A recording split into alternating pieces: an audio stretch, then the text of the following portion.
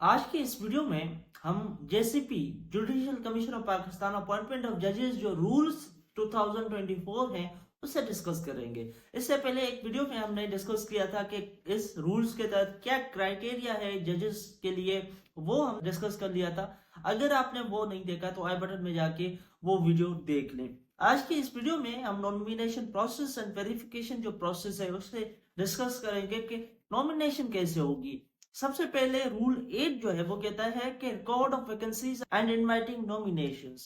तो जो सेक्रेटरीट होगी वो सारा रिकॉर्ड मेंटेन करेगी कि क्या वैकेंसीज हैं वगैरह वगैरह, जो भी एक्चुअल वैकेंसीज हो या एंटीसिपेटेड वैकेंसीज हो। एंटीसिपेटेड वैकेंसीज मतलब 2 महीनों में जो वैकेंसी क्रिएट होने जा रही है, एक जज रिटायर होने जा रहे हैं, तो वो जो वैकेंसीज क्रिएट होने जा रही है इसे हम कहते हैं एंटीसिपेटेड वैकेंसी। देखिए, अगर जज अपॉइंट करने हैं, for suppose Islamabad high court के जज अपॉइंट करने हैं, तो क्या प्रोसेस होगा। जो चेयरपर्सन है मतलब कि जस्टिस, चीफ जस्टिस, वो क्या करेंगे, in consultation with the respected chief justice determine करेंगे कि ये वैकेंसीज हैं, इसके लिए इन्विटेशंस चाहिए होंगी। तो फिर कोई भी मेंबर जो जुडिशियल कमीशन का मेंबर हो वो वैकेंसी के लिए नॉमिनेशंस भेज सकता है। पहले क्या होता था कि सिर्फ और सिर्फ जो कंसर्न चीफ जस्टिस था उनकी लिस्ट आ जाती थी कि ये चीफ जस्टिस की लिस्ट है और उसी के ऊपर डिस्कशन होती थी। लेकिन 2024 के रूल्स के तहत यह किया गया है कि जो भी मेंबर है जुडिशियल कमीशन का वो अपने नॉमिनेशंस भेज सकते हैं।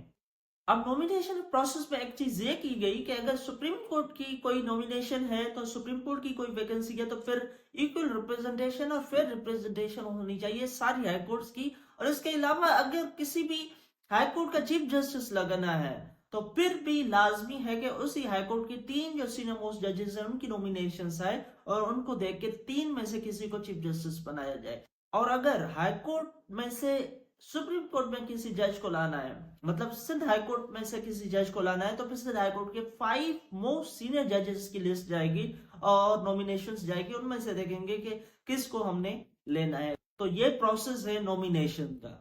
देखिए, कोई भी मेंबर अगर जूनियर जज की नॉमिनेशन भेजता है तो उसके रीजंस उससे लिखने पड़ेंगे। और उसके अलावा अगर कमीशन जो है वो तीसरे नंबर को चीफ जस्टिस बनाता है, 2 जो सीनियर मोस्ट है उनको नहीं बनाता, तो इसकी भी कमीशन को रीजंस लिखने पड़ेंगे, रीजंस देने पड़ेंगे।